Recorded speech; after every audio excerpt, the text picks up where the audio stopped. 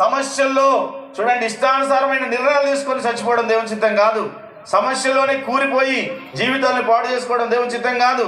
లోకంలో జరుగుతున్నటువంటి పాపంలో మునిగి జీవితాన్ని పాడు చేసుకోవడం దేవుని చిత్తం కాదు. కాబట్టే యేసుప్రభు ఎక్కడికి వచ్చాడు?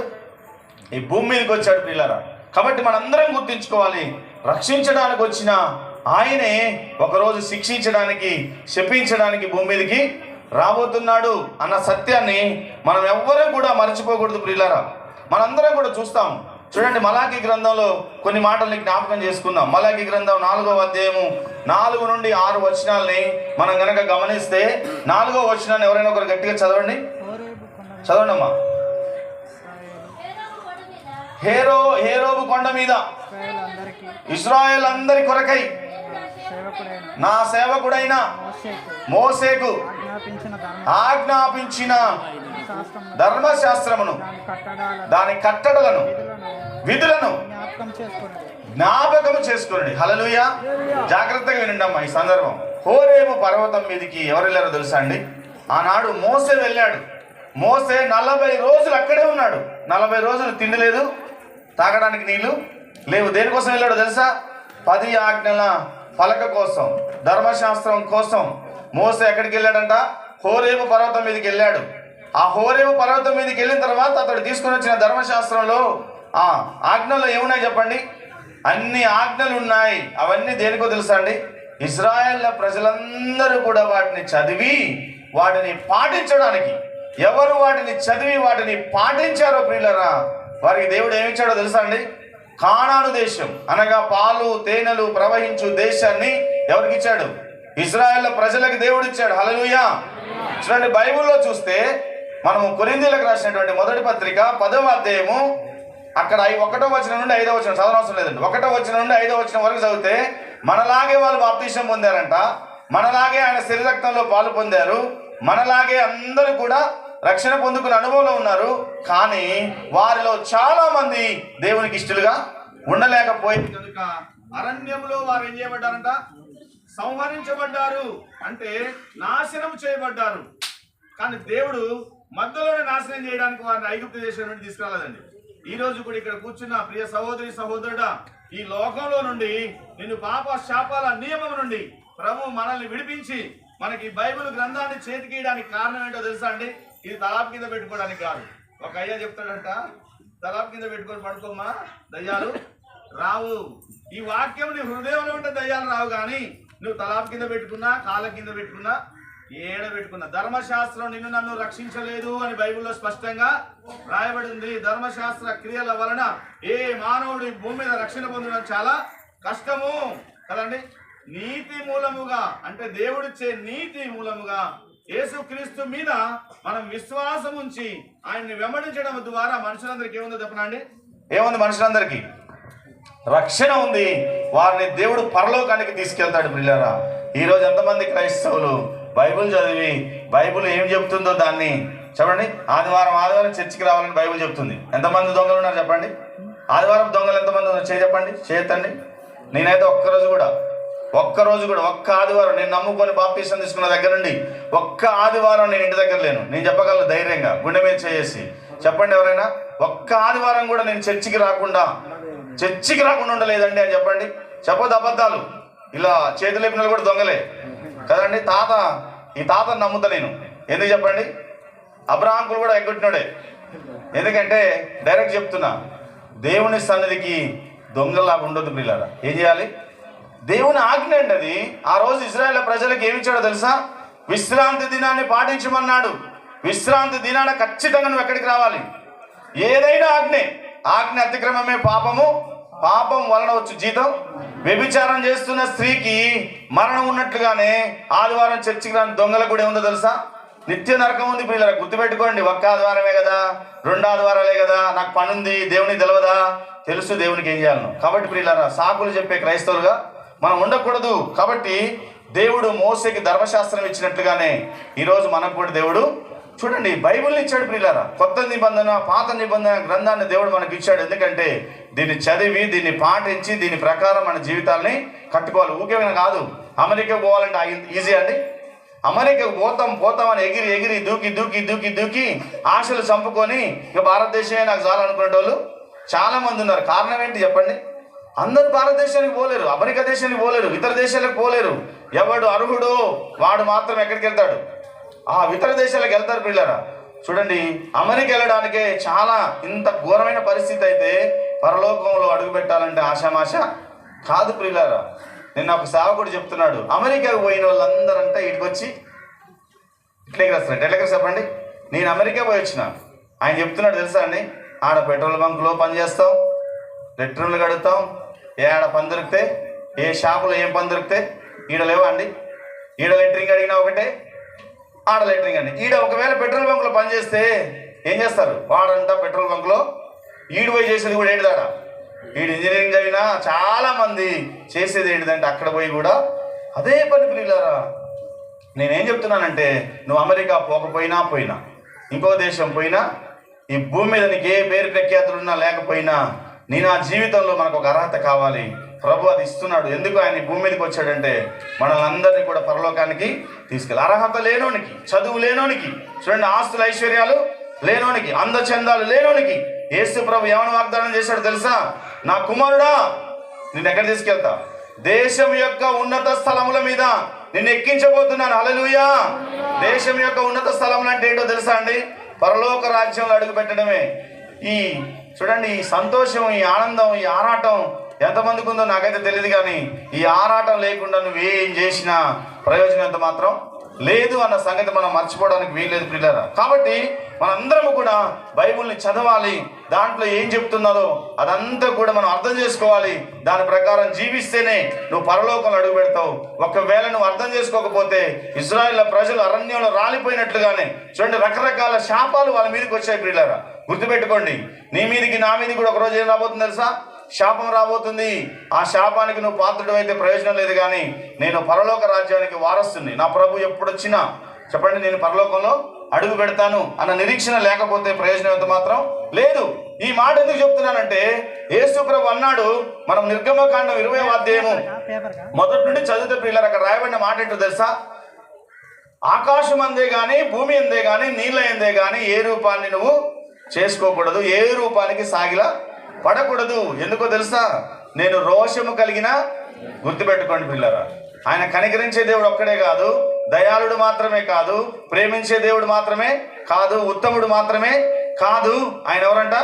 రోషము కలిగిన దేవుడు. మంచోనికి కోపం వస్తే మన లోకంలో చాలా మందిని చూస్తాం కదండి. మంచోనికి కోపం వస్తే ఏమైంది? మంచోనికి కోపం వస్తే ఏం జరిగిద్దో అటువంటిది సృష్టికర్తకి కోపం వస్తే, ఆయనకు రోషం పుడితే చూడండి, ఆయన రోషం లేనాడు కాదు పిల్లరా. నువ్వు నేను ఇష్టం వచ్చినట్టుగా మన ఇష్టానుసారంగా తిరుగుతూ ఉంటే ఇప్పుడు చూస్తున్నాడు అంతే. ఏంటంట? ఇప్పుడు చూస్తున్నాడు పిల్లరా. 2వ కీర్తన 2వ వచనం నుండి చదవండి అమ్మా ఒకసారి. 2వ కీర్తన 2వ వచనం నుండి చదవండి, త్వరగా చదవాలి. మనము వారి కట్లు తెంపుదాం రండి, వారి పాశములను మన యొద్ద నుండి పారవేదం రండి అని చెప్పుకొనుచు భూరాజులు యెహోవాకును ఆయన అభిషక్తునికి విరోధముగా నిలబడి ఉన్నారు. ఏలికలు ఏకీభవించి ఆలోచన చేయుచున్నారు. ఆకాశమందు ఆసీనుడగు వాడు నవ్వుచున్నాడు. ప్రభువు వారిని చూసి అపహసించుచున్నాడు. చాలండి, వీళ్ళెవరో తెలుసా అండి? భూరాజులు, భూమిని ఏలేటువంటి వారు. మనము దేవుని బిడ్డల దగ్గరికి వెళ్దాం రండి, వాళ్ళని చంపేద్దాము, వాళ్ళ శవాల్ని పారేద్దాం, చల్లాచెదురుగా చేసేద్దాం రండి అని దేవునికి అభిషిక్తుడైన యేసుక్రీస్తు ప్రభుకి వ్యతిరేకంగా మాట్లాడుకుని చుండగా యెహోవా ఆయన దేవుడు ఆకాశం నుండి తొంగి చూసి వారిని చూసి నవ్వుతూ ఏం చేస్తున్నాడంట? అపహాస్యము. ఎందుకు ఈ మాట చెప్తున్నాడంటే, వరే ఒకరోజు మీరు ఎక్కడికి రావాలి, మీరు ఏం చేస్తారో చేయండి రా, నా బిడ్డల్ని ఎలా కాపాడుకోవాలో నాకు బాగా తెలుసు. మీరు ఎక్కడికి వస్తారో తెలుసా? నా ముందుకు రాకుండా ఎక్కడికి మీరు తప్పించుకోలేరు. కాబట్టి ప్రభువు ఆయనకి వ్యతిరేకంగా జీవిస్తున్న ప్రతి వాడిని చూసి ఈరోజు శిక్షించకపోవచ్చేమో ప్రియ సహోదరి సహోదరుడా. అదే ఆసరాగా తీసుకొని నీ ఇష్టానుసారంగా నువ్వు జీవిస్తే అటువంటి వారిని చూసి ప్రభు ఈరోజు నవ్వుచున్నాడు, అపహాస్యం చేయుచున్నాడు. నువ్వు మొరపెడతావు, ఆయన చెవులు మూసుకుంటాడంట. నువ్వు శ్రద్ధగా వెతుకుతావు, ఆయన నీకు దొరకనే దొరకడు ప్రియ సహోదరి సహోదరుడా. నీకు అవసరం వచ్చినప్పుడు నువ్వు వెతుకుతావు, నీకు అవసరం వచ్చినప్పుడు రకరకాల ప్రయత్నాలు చేస్తావు. అప్పుడు ప్రభువు నీకు దొరకడు, నీకు కనపడడు, నీ మాటలైనా వినడానికి ఇష్టపడాడు. కనుక నువ్వు నేను జ్ఞాపకం చేసుకుందాం. ప్రభు అంటున్నాడు, ఎక్కడ ఏ రూపాన్ని పెట్టుకొని దానికి సాగిలపడినా దాన్ని సృష్టించిన వాడిని నేనే, నిన్ను సృష్టించింది కూడా నేనే, కాబట్టి నేనే నీకేమై ఉండాలి. చూడండి, మనం 18వ కీర్తన 31లో చూస్తే, యెహోవా తప్ప దేవుడేడి, దేవుడు తప్ప ఆశ్రయ, మన దేవుడు తప్ప ఆశ్రయ దుర్గం ఏది? యెహోవా తప్ప, యేసు ప్రభు తప్ప దేవుడు లేనేలేడు. ఒకవేళ ఎవరొచ్చి ఏం మాట్లాడినా వాళ్ళకి సమాధానం చెప్పాల్సిన అవసరం మనకు లేదు ప్రియులారా. నేనైతే బల్లగుద్ది చెప్పగలుగుతాను. నేను ఎందుకంటే దేవుడు ఉత్తముడని రుచి చూసి తెలిసిన వాడిని, నన్ను ప్రాణాపాయ స్థితిలో కాపాడినాడు ప్రియులారా. అంత మాత్రమే కాదు, నన్ను ఈ లోకంలో నేను చనిపోతే నన్ను సమాధిలో నుండి తిరిగి లేపి నన్ను ఎక్కడ తీసుకెళ్తాడంటే పరలోకానికి తీసుకెళ్తాడు. ఈ సత్యము తెలిసిన నేను ప్రభుని వదులుకోలేను. ప్రభువుకి వ్యతిరేకంగా ఏ పాపము చేసి ఆయనకు ఆయాసకరంగా జీవించి నా జీవితాన్ని నేను పాడు చేసుకోను. నా జీవితంలో ఆకలి తప్పులైనా, ఎంతమంది అవమానించినా, నాకున్నదంతా పోయినా, నా జీవితంలో అందరి చేత తృణీకరింపబడి వారు చీకొట్టినా, నా జీవితంలో నాకు యేసయ్య దగ్గర మాత్రం స్థానాన్ని పోగొట్టుకోను. ఎందుకు ఈ మాట చెప్తున్నానంటే ప్రియులారా, ఇంత స్ట్రాంగ్గా ఆయన నువ్వు అర్థం చేసుకునే వ్యక్తిగా ఉండాలి ప్రియులారా. ఇంత బలంగా నువ్వు నేను అర్థం చేసుకుంటే ఎవరికి వేరుగా. ఇప్పుడు ఒకరినొకరు ప్రేమించుకునే భార్య భర్తలు ఉన్నారు ప్రియులారా, వారిని విడదీయడం ఎవరన్నా అవుతుందా? ఎవరి వలన కాదు. అందుకని అపోస్తలుడైనటువంటి పౌలు అంటున్నాడు, రోమీలకు రాసిన పత్రిక 8వ అధ్యాయము 38వ వచనం చదువుతాం, త్వరగా చదువుతాం ప్రియులారా. చదవండి త్వరగా. రోమీలకు రాసిన పత్రిక 8వ అధ్యాయము. క్రీస్తు ప్రేమ నుండి మనల్ని ఎడబాపు వాడేవాడు? శ్రమ అయినను, బాధ అయినను, హింస అయినను, కరువైనను, వస్త్రహీనత అయినను, ఉపద్రవమైనను, రక్తమైనను మనలను ఎడబాపున ఇందును గూర్చి వ్రాయబడినదేమనగా, నిన్ను బట్టి దినమెల్లా మేము వధించబడిన వారము, వధకు సిద్ధమైన గొర్రెలము మేము, అయినను మనల్ని ప్రేమించిన వారి ద్వారా మనము వీటన్నిటిలో అత్యధికమైన విజయం పొందుతున్నాం. హల్లెలూయా. ఒక క్రైస్తవుడికి పుట్టెడు బాధలు వచ్చినా తెలుసుకోవాల్సిన సత్యం ఏంటో తెలుసా అండి? పుట్టెడు బాధల్లో కూడా నన్ను ప్రేమించి నా కొరకు రక్తము కార్చి ప్రాణము పెట్టి మరణాన్ని గెలిచి తిరిగి లేచిన యేసుక్రీస్తు ద్వారా నాకేమున్నాయి? అత్యధికమైన విజయాలు ఉన్నాయి. మన దేవుడు విజయం ఇవ్వడం చేతగాని వాడు కాదండి. నువ్వు రోగంలో ఉన్నా రోగంలో అత్యధికమైన విజయం ఇస్తాడు. నీకు ఈ లోకంలో ఏది కష్టం అనుకుంటున్నావు ప్రియులారా, ఆ కష్టంలో దేవుడు నీకు తోడుగా ఉండి అత్యధికమైన విజయాన్ని ఇవ్వబోతున్నాడు. ఒకరోజు మరణము పైన కూడా నీకు విజయం ఇవ్వబోతున్నాడు. విజయమందు మరణము మృంగివేయబడినప్పుడు నువ్వు ఒక పాట పాడొచ్చు. ఏమని చెప్పనా అండి? ఓ మరణమా నీ ముల్లెక్కడ, ఓ మరణమా చెప్పండి. కాబట్టి ప్రియులారా, మనందరం కూడా జ్ఞాపకం చేసుకుందాం. ఈరోజు మనము చూడండి, తోడు లేని బిడ్డలం కాదు, అనాథలం కాదు. భూమి మీద ఎవడు లేని అనాథ కావచ్చేమో కానీ దేవుడు లేని అనాథగా ఈ భూమి మీద ఏ మానవుడు బ్రతకడానికి వీల్లేదు ప్రియ సహోదరి సహోదరుడా. కాబట్టి అదే అధ్యాయంలో మనం చూస్తే 18వ కీర్తనలో చూస్తే, బలము ధరింపజేయువాడు ఆయనేనంట, యథార్థ మార్గమున నడిపించువాడు ఆయనే. ఇంతగా ఒక చిన్నపిల్ల ఈ తల్లి పాటకి డాన్స్ చేసింది. ఏమనేసింది చెప్పండి? దారి చూపిస్తాడు రా, దారి చూపిస్తాడు. ఎడమకు కుడికి, లెఫ్ట్కి రైట్కి, వెనకకు ముందలకి. చూడండి, దారి తెలియక తిరుగుతున్నటువంటి అజ్ఞాన దశలో ఉన్నవారి ప్రపంచంలో చాలా మంది. కానీ యేసయ్యను నమ్ముకున్నవానికి మాత్రం దారి దొరకకుండా ఉండడండి. ముంద ఎర్ర సముద్రం, వెనక శత్రువులు వచ్చారు పిల్లరా. దేవుడు ఏం చేశాడు చెప్పండి? ఎర్ర సముద్రాన్ని చీల్చి పాయలుగా చేసి 6 నెలలుగా చేసి తన ప్రజలు నడిపించాడు. వచ్చిన శత్రువులు ఏం చేశాడు చెప్పండి? సముద్రంలో సమూల నాశనము చేసినట్టు మనం బైబిల్లో చూస్తున్నాం పిల్లరా. కాబట్టి నువ్వు నేను జ్ఞాపకం చేసుకుందాం, ఆయన బలమైన దేవుడు. హల్లెలూయా. ఇప్పుడే పాట పాడుకున్నాం, బలమైన దేవుడు కదా, బలవంతుడు, బలమైన దేవుడు. శూన్యంలో సృష్టిని, నిరాకారంలో ఆకారాన్ని సృష్టించినటువంటి దేవాది దేవుని మనం కలిగి ఉన్నాం కనుక ఆయన దగ్గరికి రానివాడు తక్షణమే ఈరోజే ఇక్కడ ఊరికే తీసుకురాలేదండి.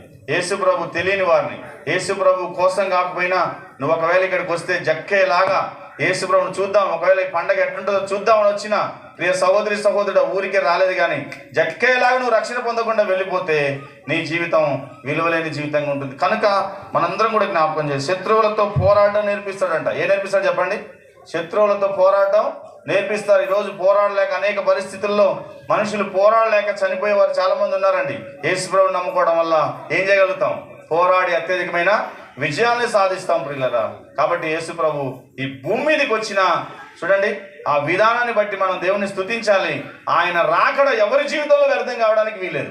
ఆయన చిందించిన రక్తం, ఆయన పెట్టిన ప్రాణభిక్ష ఈ భూమి మీద పుట్టిన ఏ మానవుని విషయంలో వ్యర్థం కావడానికి వీల్లేదు. అందరం ఆ సదవకాశాన్ని వినియోగించుకోవాలి. సంక్రాంతి పండుగ వస్తే కొన్ని వస్తాయి అవకాశాలు కదండి. దసరా పండుగ వస్తే ఎందుకు ఆఫర్లు పెడతారు చెప్పండి? ఆ ఆఫర్లు కొద్ది వరకే ఉంటాయి పిల్లరా. కానీ యేసయ్య ఈ లోకానికి వచ్చి నీకు నాకు రక్షణ భాగ్యాన్ని కల్పిస్తానన్న ఈ ఆఫరు ఎప్పటి వరకు ఉంటుందో తెలుసా? నీ కంఠంలో ప్రాణం ఉన్నంత వరకు, యుగ సమాప్తి వరకు ప్రభు సదాకాలం మనతోనే ఉండి ఆ ధన్యతను అందరికీ ఇస్తానని వాగ్దానం చేశాడు. ఆలస్యమైనా చూడండి, కొన్ని ఆలస్యాలు అయితే కొన్ని పొందుకోలేం. కానీ యేసయ్య ఇచ్చే రక్షణ ఎంత ఆలస్యమైనా నీ ప్రాణం ఉండగా నువ్వు రావాలి. ప్రాణం ఎప్పుడు పోతుందో తెలియదు కాబట్టి ఆలస్యం చేయడం కూడా. దీపం ఉండగానే ఇల్లు చక్క పెట్టుకోవాలంట, ప్రాణం ఉండగానే ప్రభుని నమ్ముకోవాలన్న సత్యాన్ని మనం ఎవరం కూడా మర్చిపోవడానికి వీల్లేదు. ఎందుకు? ప్రభువు నేనే దేవుణ్ణి, నన్నే మీరు నమ్ముకొని నా మార్గంలో నడవాలి, నేను బలవంతుణ్ణి, నేను మీకు బలమిస్తా, అంత మాత్రమే కాదు మీ శత్రువులపైన విజయాన్ని ఇస్తా, మీకు దారి చూపిస్తా, యథార్థమైన మార్గాల్లో నీకు నడిపిస్తా అని చెప్తున్నాడంటే ప్రియులారా, ఆయన అటువంటి సమర్థుడైన దేవుడు. అంత మాత్రమే కాదు, ఆయనకు రావాల్సిన మహిమ ఇంకెవరికి పోయినా చూస్తూ ఊరుకునేవాడు. చూడండి, ఒక చేతగాని భర్త అనుకుందాం సపోజ్ కదా.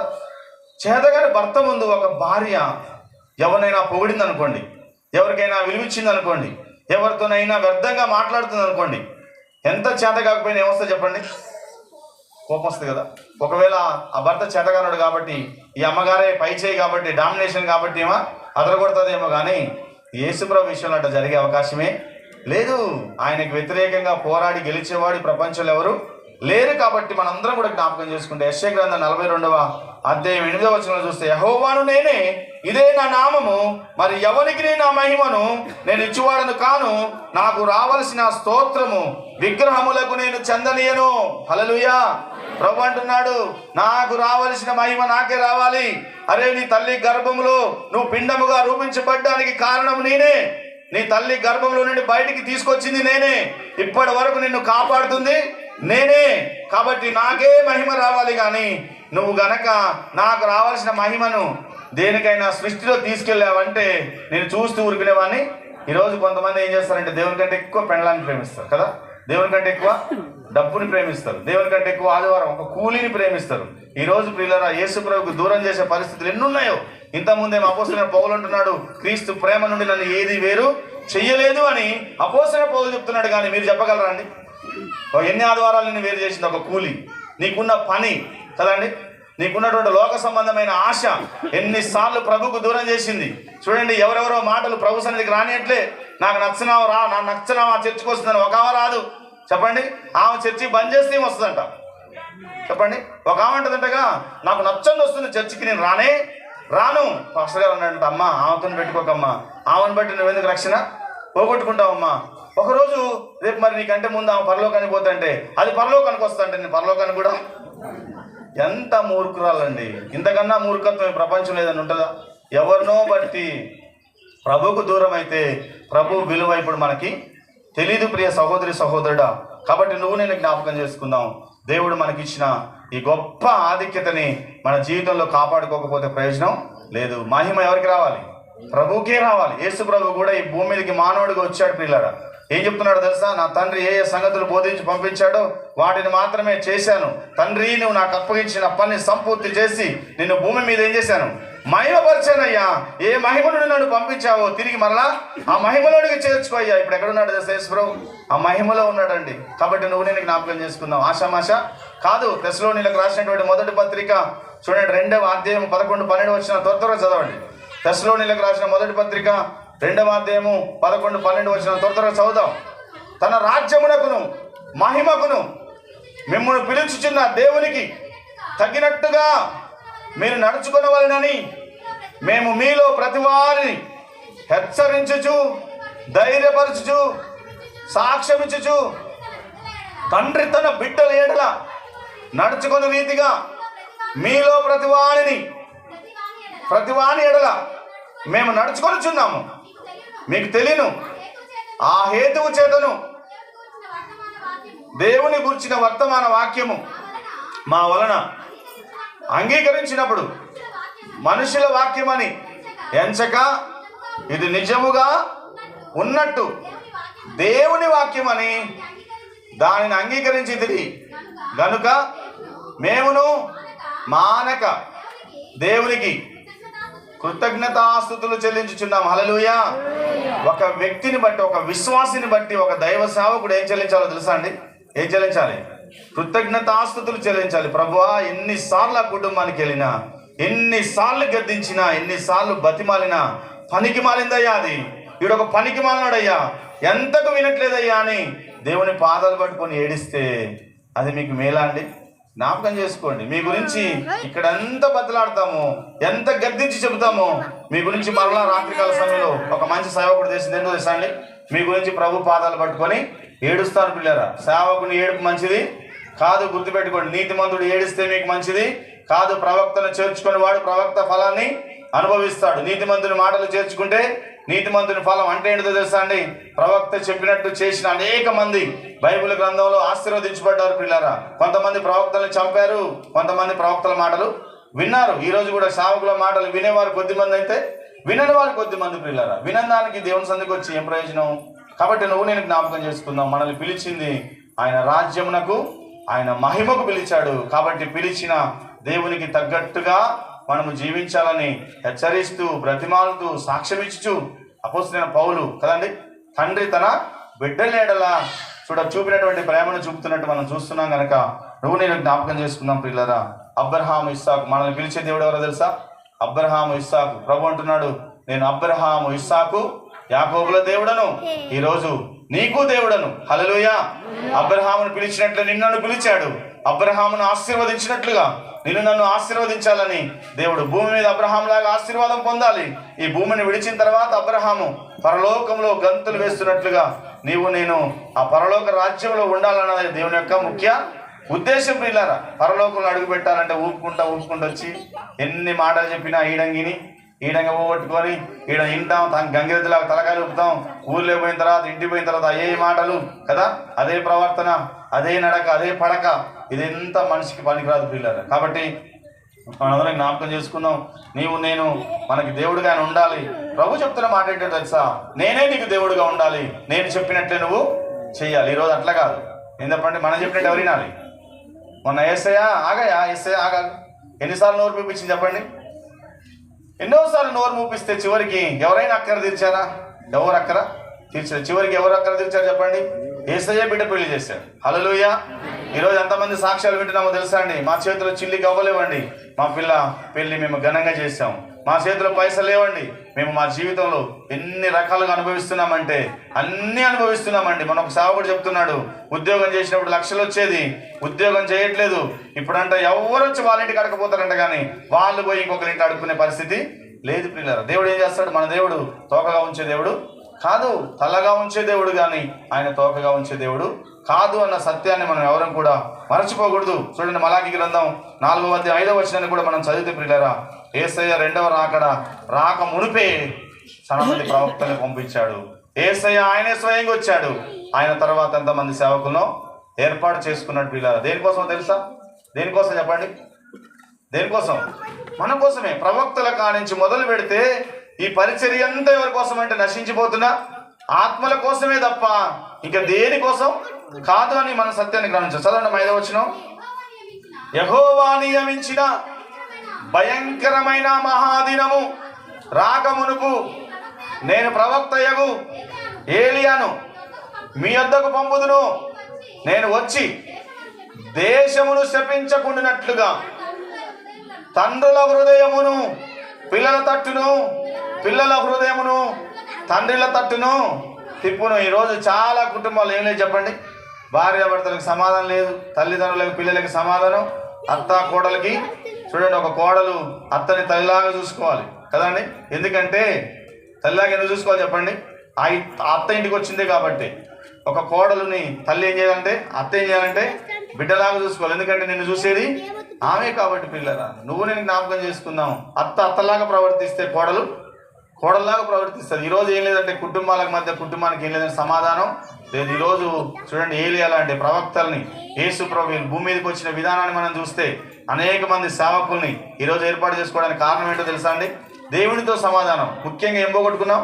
దేవునితో సమాధానం లేదండి. పాపం చేసేటోనికి ఎవరితో సమాధానం లేదు? దేవునితో సమాధానం లేదు. ఆ సృష్టికర్త అయినటువంటి దేవునితో నీవు నేను సమాధాన పడాలని యేసు ప్రభు ప్రవక్తలు ఏర్పాటు చేసుకున్నాడు. ఆయనే కుమారుడిగా భూమి మీదకి వచ్చాడు. ఈరోజు అనేక మంది సేవకుల్ని దేవుడు ఏర్పాటు చేసుకున్నాడు. ప్రియ సహోదరి సహోదరుడా, కాబట్టి మనం ఏం చేయాలంటే దేవునితో ఏం చేయాలి? సమాధాన పడాలి. అందుకని చూడండి, మనము లూకాసు వార్త 2వ అధ్యాయము 11వ వచనంలో రాయబడిన మాట, 14వ వచనంలో రాయబడిన చేసండి.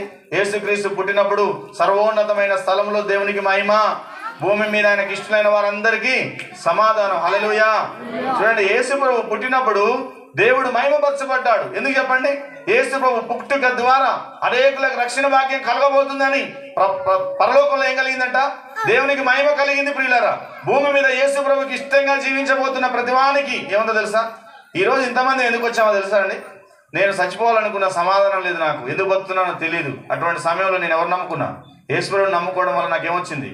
సమాధానం. నేను ఇప్పుడు ఇష్టంగా జీవిస్తే ప్రియులారా, ఈ భూమి మీద ఉన్నంత వరకు దేవుడు నాకు సమాధానం ఇస్తాడు. ఈ భూమిని విడిచిపెట్టిన తర్వాత కూడా చూడండి, యుగ యుగాలు నేను సమాధానం కలిగి జీవిస్తాను. చూడండి, కొంతమంది అంట నిత్య జీవానికి ఎత్తపడతారంట. కొంతమంది నిత్యము హేయులగుటకును నిందలు పాలగుటకును ఎత్తపడతారంట. నువ్వు ఏ గుంపులో ఉన్నావు? ఒకసారి పరీక్ష. నమ్ముకొని 20 సంవత్సరాలు అయింది, కానీ నిత్య జీవానికి ఎత్తబడే అనుభవం ఉందా నీకు? అంతా నీ జీవితాన్ని ప్రభువుకి సంపూర్ణంగా సమర్పించుకున్నావా? దేవుని చిత్తానికి లోబడేటువంటి వ్యక్తిగా ఉన్నావా? ఆయన సహవాసంలో ఉన్నావా? వెలుగు సంబంధిగా నేను నా జీవితాన్ని మనం కొనసాగిస్తున్నామా? ఈ ప్రశ్న వేసుకోవద్దండి. డబ్బులు ఇంట్లో 1,00,000 రూపాయలు తెచ్చి పెట్టుకుంటేనంట ఎన్ని అయిపోయినాయో, ఎన్ని ఉన్నాయో కదండి. పెళ్లి మొదలు పెట్టుకున్న కాంచి మొదలు పెడితే ఏం చేస్తాం చెప్పండి? రోజు లెక్కలే. ఎందుకు చెప్పండి? ఎందుకు లెక్కలు పెట్టుకుంటాము? డబ్బులు ఎన్ని ఉన్నాయో, ఎన్ని అయిపోయినాయో కదా. బియ్యం ఎన్ని ఉన్నాయో, ఎన్ని అయిపోయినాయి. సరుకులు అయిపోయినాయి, ఎమ్మటే సరుకులు తెచ్చుకోవాలి. బియ్యం అయిపోయినాయి, బియ్యం తెచ్చుకోవాలి కదా. బట్టలు బాగాలేవు, పాత అయిపోయినాయి, కొత్త బట్టలు. ఈ జ్ఞానాలన్నీ ఉంటాయి, కానీ జీవితం సంకనాగిపోతుంటే దాన్ని పట్టించుకునేది లేదా అండి? జ్ఞాపకం చేసుకునే జీవితం చినిగిపోతుంటే, చెడిపోతుంటే, పాడైపోతుంటే, నలుగురు ఉమ్మేస్తుంటే, ఈ దేవుడు కూడా దేవుని సందు నుండి నిన్ను నెట్టివేస్తుంటే ఇంకా సిగ్గులచ్చలేని బతుకు బతికితే పిల్లరా, నీ జీవితం ఇంకా నాశనం అయిపోద్ది. ఇప్పటికైనా మనం ఏం చేయాలంట? బుద్ధి తెచ్చుకొని ఏం చేయాలి? మనం దేవుని తట్టు తిరగాలి. కుటుంబంలోనే ఉంటాం, ఒకరంటే ఒకరు పడదు పిల్లరా. ఒకడు మంచోడైతే ఒకడు మంచోడు మాత్రం ఎంతకన్నా ఓర్చుకుంటాడు చెప్పండి? ఎంతకన్నా నిందలు అనుభవిస్తాడు. మంచోడు ఏదో ఒక రోజు మంచోడు కూడా ఏం చేస్తాడు? చెడ్డోని విడిచిపెట్టేసిపోతాడు పిల్లలు. ఈరోజు కుటుంబం అంతా మంచిదైతే కుటుంబం కలిసి జీవిస్తాడు. యేసు ప్రభు కుటుంబాలను వేరు చేయడానికి రాలేదండి, సరే, సమాధానం లేకుండా చేయడానికి రాలే, లేకపోతే నేను ఆస్తులు లేకుండా బికారం చేయడానికి రాలేదు. కానీ ఆయన నిన్ను నన్ను నిత్య నరకం నుండి తప్పించి సమాధానం లేని ప్రతివానికి సమాధానం ఇచ్చి నిన్ను నన్ను ఎక్కడ తీసుకెళ్ళాలనుకుంటున్నాడు? వజ్ర వైడూర్యాల చేత అలంకరింపబడిన గుమ్మాల గుండా నువ్వు వెళ్ళాలి. ఒక మంచి ఫంక్షన్కి వెళ్తున్నప్పుడు చూడండి, మేము గోపి మిర్యాలగూడ ఒక ఫంక్షన్కి వెళ్ళాం. వెళ్తుంటేనే ముందు డెకరేషన్ ఉంటుంది చూడండి, ఆ డెకరేషన్కి రాగానే సెల్ఫీలు తీసుకుంటున్నాం. ఎందుకు చెప్పండి? సెల్ఫీలు తీసుకుంటున్నాం. కారణం ఏంటి? ఈ డెకరేషన్ ఏంటుందంటే పెళ్లి ఎట్ట జరుగుతుందో, ఇంకా భూ ఎట్టుంటుందో, అందులో ఐటమ్స్ ఎట్టుంటే తెలియదు. మా స్టేట్ ఒక ఆయన పెళ్లి చేస్తే 70 ఐటమ్స్ పెట్టిండండి తినడానికి. చివరికి పల్లెం పట్టుకొని ఏం తినాలో అర్థం కావట్లల్లా. తిరుగుతున్నాం, చుట్టూ తిరుగుతున్నాం. ఏది తింటే బాగుండు. చివరికి తిరిగి అది కొంచెం తిన్నాం. అన్ని కొత్త ఐటమ్స్ నేను అన్నీ తిన్నాం పిల్లరా. కారణం ఏంటి చెప్పండి? ఈరోజు మనందరి జీవితంలో గుర్తుంచుకోవాలి ప్రియ సహోదరి సహోదరుడా, మనకి దేవుడు ఇచ్చే ధన్యత అది మామూలు ధన్యత. వజ్ర వైడూర్యాలు ఎప్పుడన్నా చూశారండి? వజ్రాలు మీరు ఎప్పుడైనా దాచి పెట్టుకున్నారా? ఇన్ని వజ్రాలు తెచ్చి బంగారం పెట్టుకుంటానికే లేదు మనకి. ఇప్పుడు తన్నుకుంటున్నారు బంగారం కోసం. ఉన్నా కూడా పెట్టుకునేది ఏం లేదు. తీసుకుపోయి ఎప్పుడు చూసినా బ్యాంకులలో పెట్టుడు. ఏం తెచ్చుకుండు? డబ్బులు తెచ్చుకుండు. మళ్ళా కట్టుడు. మళ్ళా కట్టగానే మళ్ళా ఏదో ఒక సమస్య వస్తే మళ్ళీ తీసుకుపోయి మళ్ళా పెట్టుడే. అది కొన్న కానించి ఆడుంటుందంట. దాని పుట్టిల్లు ఆడా బ్యాంకే పుట్టిల్లు పిల్లారా. కానీ పరలోకంలో అడుగు పెడితే నువ్వెక్కడ నడుస్తావో తెలుసా కదా. బంగారం పెట్టుకోలేదని బాధపడ మాకు. అయ్యో నా కొడుకులు ఇంతవరకు ఒక బంగారం గొలుసన్నా చేయించలేదు, ఇంత బతికి ఒక గొలుసు పెట్టుకోకుండా నా బతుకు అయిపోయింది అనుకోకాకు. నువ్వు నడవబోయేదే బంగారపు వీధుల్లో పిల్లారా. ఇక్కడ ఆశీనులందరూ అక్కడ పోరు. కదా. ఇక్కడ ఆశ వాళ్ళని పరలోకాన్ని తీసుకుపోతే ఏం చేస్తారు చెప్పండి? అక్కడ ఏం చేసుకోకపోయినా దాన్ని తోముకొని కొంచెం దాచిపెట్టుకోవాలని చూస్తారు. కాబట్టి అక్కడికి ఈ ఆశ వాళ్ళని ఏం చేసుకోండి, అక్కడ తీసుకోండి. ఆశలన్నీ ఇక్కడే చంపుకోండి. ఏ ఆశ లేకుండా ఇక్కడ చంపుకుంటేనే ఎక్కడ పోతాం? ఆ బంగారు వీధుల్లో తిరగడానికి దేవుడు తీసుకెళ్తాడు, కానీ ఆశ ఉన్న ఎవరిని దేవుడు తీసుకెళ్ళాడు ప్రియులారా. కాబట్టి నువ్వు నేను జ్ఞాపకం చేసుకుందాం. మనకంటే యేసు ప్రభు కంటే ముందు ప్రవక్తలు పంపిస్తే ప్రవక్తల్ని చంపేశారు కదండి. యేసు ప్రభు వస్తే యేసు ప్రభుని చంపేశారు కదా. యేసు ప్రభు తర్వాత అనేక మంది సేవకులు వస్తే ఎంతమంది సేవకులు హతసాక్షులైన మనకందరికీ తెలుసు ప్రియులారా. ఇదంతా కారణం ఏంటో తెలుసా? మీరు దేవునికి ఇష్టంగా మార్చబడాలి. దేవునికి ఇష్టంగా జీవిస్తే ప్రియులారా, జ్ఞాపకం చేసుకోండి, ఆయన ఇచ్చే ఆశీర్వాదమే వేరు. ఈ భూమి మీద అన్నిటికంటే గొప్ప ఆశీర్వాదం ఏంటంటే సమాధానం ప్రియులారా. ఎంత ఉన్నా ఈరోజు సమాధానం లేకుండా బతికేవారు చాలా మంది ఉన్నారా లేరా చెప్పండి? ఈరోజు ప్రియులారా, డబ్బులు ఉన్నాయి, తినడానికి ఆస్తుంది, స్వీట్లు కనబడుతున్నాయి కళ్ళ ముందు, రకరకాల స్వీట్లు తినాలని నోరుడుతుంది, కానీ ఒక్క ముక్క కూడా ఏమరా అడి పోతున్నావు నేను ఉన్నా అంటదంట. ఏంటి చెప్పండి? షుగర్ అంటదంట. నువ్వు నన్ను తిన్నావంటే నీ అంతు చూడండి. ఈరోజు ఎంత భయంకరమైన పరిస్థితులు లోకంలో అంటే ప్రియులారా, ప్రార్థన చేసుకొని ఒక ముద్ద కడుపు నిండా తినే పరిస్థితులు లేవు. ఒకడు తినిపోతున్నారు పిల్లరా. 30 సంవత్సరాలకే ఈ భూమిని విడిచిపెట్టుకు వెళ్ళిపోతున్నారు. కారణం ఏంటంటే తిండే. కాబట్టి ప్రియ సహోదరి సహోదరుడా, నువ్వు నేను మనసు దేని వైపు పెట్టద్దు, మనసు దేని వైపు పెట్టద్దు. ఒకటికంట కడిపే దేవుడు అంట కదండి. ఇప్పుడు ప్రార్థనలు ఉన్నాం, కానీ కొంతమందికి ఏముంటుంది, పాస్టర్ గారు ఎప్పుడు ముగిస్తారో, తిని తొందరగా బయటపడాలి, తిండే ముఖ్యం కొంతమందికి. కాబట్టి పిల్లరా, జ్ఞాపకం చేసుకుందాం, మన జీవితంలో దేవుడు మనకిచ్చిన గొప్ప భాగ్యాన్ని వినియోగించుకోకుండా నువ్వు చచ్చిపోతే ఈ లోకంలో నీ అంత వ్యర్థమైన వాడు ఎవడు లేడు అన్న సత్యాన్ని మర్చిపోకూడదు పిల్లలు. చివరిగా 6వ వచనం చదువుకొని మనం ముగించుకుందాం. 6వ వచనం చదవండి. మలాకీ గ్రంథం 4వ అధ్యాయం 6వ వచనం. నువ్వు ఒకవేళ యేసు ప్రభు దగ్గరికి రాకపోతే, చూడండి, దేవునితో సమాధాన పడకపోతే, దేవుడు ఇచ్చినటువంటి ధర్మశాస్త్రాన్ని చదివి దాని ప్రకారం నువ్వు జీవించకపోతే నీ జీవితంలో నీకేం జరిగిందో చూడండి. చదవండి అమ్మ 6వ వచనం. నేను వచ్చి దేశమును శపించకుండానట్లుగా అతడు తండ్రుల హృదయమును పిల్లల తట్టును చాలండి. ఇక్కడ చూస్తే దేవుడు మరలా రాబోతున్నాడు. ఇప్పుడు ఎట్లా వస్తాడో తెలుసా అండి? శాపముతో వస్తాడు. హల్లెలూయా. ఆయన ఎట్లా వస్తాడంట? ఉగ్రతతోని వస్తాడు ప్రియులారా. నిన్ను నన్ను చూడండి, రక్షణ పొందకపోతే, మనందరం సమాధానం కలిగి దేవునితో సమాధాన పడి ఉండకపోతే, దేవునికి ఇష్టంగా బ్రతకకపోతే దేవుడు వస్తాడు. ఏం చేస్తాడు? శపిస్తాడంట దేశాన్ని. ఈ దేశాన్ని నాశనం చేయబోతున్నాడు ప్రియులారా కదండి. ఇది ఈ భూమి ఆకాశము గతించును, కానీ ఈ బైబిల్లో రాయబడిన మాటల్లో సున్నైనా పొల్లైనా తప్పిపోదు. యేసు ప్రభు చెప్పింది ఏది తప్పిపోదు ప్రియులారా. అన్నీ ఖచ్చితంగా నెరవేర్చబడాల్సిందే, ఖచ్చితంగా జరిగి తీరుతాయి అన్న సత్యాన్ని మనం ఎవరు కూడా మర్చిపోకూడదు. బైబిల్ మొత్తంగా మనము చూస్తే ప్రియులారా, రాబోయే యేసు ప్రభువుని గురించిన వాగ్దానాలతో శాపాన్ని తొలగించి అన్నిటినీ ఒక్కసారే ఆ కృప అనేటువంటి ప్రస్తావనతో ముగించబడింది బైబిల్. ఈ బైబిల్ ఏముందో తెలుసా? యేసు ప్రభు రాకను గురించినటువంటి వాగ్దానాలతో మొదలైన ఈ బైబిల్ గ్రంథం అంట దేవుని కృప అనే ప్రస్తావనతో ముగించబడింది. ఆ వచనం చదువుకొని మనం ముగించుకుందాం. ప్రకటన గ్రంథం 22వ అధ్యాయము 21వ వచనాన్ని మనం చదువుదామమ్మా. చదువుదాం, త్వరగా చదవండి. ప్రభు అయిన యేసు తోడైండును కాక. ఎవరికమ్మా తోడై ఉండేది? పరిశుద్ధులందరికీ దేవుడు తోడైండును గాక. చదవమ్మా. ఆమేన్. ఇంకా ఏం లేదా? పైన ఏముంది? ఈ సంగతులను గురించి సాక్ష్యం ఇచ్చువాడు, అవును త్వరగా వచ్చుచున్నాను చెప్పుచున్నాడు. ఆమేన్. చాలండి. పరిశుద్ధులందరికీ దేవుడు తోడై ఉండాలని ఆ పరిశుద్ధుడైనటువంటి దేవుడు ఎక్కడికి వస్తాడంట? త్వరగా భూమి మీదకి. కాలమున చూడండి, లోకం అంతా అనుకుంటుందంట నెమ్మదిగా ఉన్నది, భయమేమీ లేదని చెప్పుకుంటున్న సమయంలో తెస్సలోనికీయులకు రాసినటువంటి మొదటి పత్రిక 5వ అధ్యాయము 2వ వచనంలో చదివి, 1వ వచనం చదివితే లోకం నెమ్మదిగా ఉన్నది, భయమేమీ లేదని చెప్పుకుంటున్న సమయంలో దొంగ వచ్చినట్టుగా ఎవరు వస్తారు? యేసు ప్రభు వస్తాడు పిల్లరా. తన బిడ్డలందరినీ తీసుకెళ్తాడు, అందరూ విడవబడతారు. కాబట్టి దేవుడు అంట ప్రజలతో కాపురం ఉండబోతున్నాడు. హల్లెలూయా. ఎప్పుడన్నా మీ ఇంటికి వచ్చి యేసు ప్రభు ఉన్నాడండి? ఉన్నాడా? ఒకరోజు మీతో నుండి, మీతో మాట్లాడి, మీతో పడుకొని, మీ ఇంట్లో భోజనం చేసి వెళ్ళిపోయిందా? వెళ్ళిపోలే కదా. కానీ ఒక్కరోజు నీతో ఏమని చెబుతున్నాడు దేవుడు? కాపురం. అదొక్క వచ్చింది చదవండి. 21వ అధ్యాయం 3వ వచనం. ప్రకటన గ్రంథం 21:3 చదువుకొని ముగించుకుందాం. కేక్ దగ్గర అడిగి పెట్టండి. చదువున్నాం. 21వ అధ్యాయము 3వ వచనం. అప్పుడు ఇదిగో దేవుని నివాసము మనుషులతో కూడా ఉన్నది, ఆయన వారితో కాపురముండును, వారాయన ప్రజల యందురు, దేవుడు తానే వారి దేవుడయిండును, వారికి తోడయిండును, ఆయన వారి కన్నుల ప్రతి బాష్ప బిందును తుడిచివేయును, మరణము ఇక ఉండదు, దుఃఖమైనను వేదనైనను ఇక ఉండదు, మొదటి సంగతులు గతించిన. 8వ వచనం చదవండి అమ్మా. పిరికి వారును, చాలా నాపండి. ఎవరో తెలుసా? పిరికోలు యేసుప్రభువుని నమ్ముకుంటారు కానీ ధైర్యంగా యేసుప్రభువుని నమ్ముకుంటారని చెప్పరు. వాళ్ళ ముందర ప్రార్థన చేస్తే ఏమనుకుంటారు? వాళ్ళకేమన్నా దేవుని గురించి చెప్తే వీళ్ళు ఎవరు అనుకుంటారు? పిరికోళ్ళు. వామో, నేను రెడ్డి కులంలో పుట్టిన, మా అంత గొప్ప కులం ఇంకోటి లేదు, నేను నమ్ముకుంటే మా కులం ఒప్పుకోదయ్యా. వీళ్ళందరినీ ఎవరి లెక్కలకు వస్తారో తెలుసా అండి? పిరికి వాళ్ళ కిందికి వస్తారు. చదవండి.